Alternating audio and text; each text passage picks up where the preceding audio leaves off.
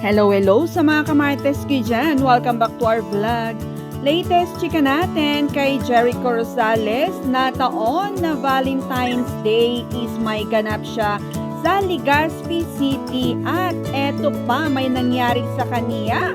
He's not feeling well pero sinabi naman ni Eko na lumabas siya ng Manila na may sakit na siya talaga at buti nga na agapan at the show must go on sa Legazpi City para sa proclamation rally ng Ako Bicol Party List.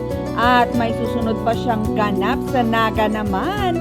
Ayun, at doon nga siya nakapag-spend ng Valentine's Day at nakapag-post pa siya ng photo nila ni Janine para sa Valentine's Day. Ayun, so keep on watching till the end. Buti na lang, he's okay now. Keep on watching. And there's EJ.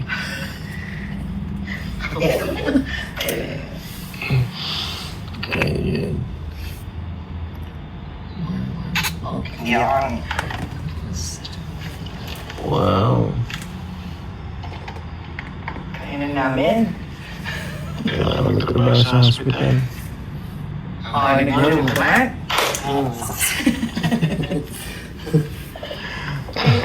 Thanks, Miss J. Yes, thank you, thank you. Ako lang talaga ba? Nagkakamali. 5 years. 4 years, tapos, 4 years. Tapos exam pa. Nag-exam pa, correct.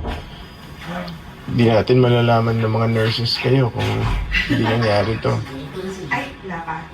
Kala ko naman Ang bilis naman nung ano. Di pa Diba? Panic agad eh. Panic agad yung door.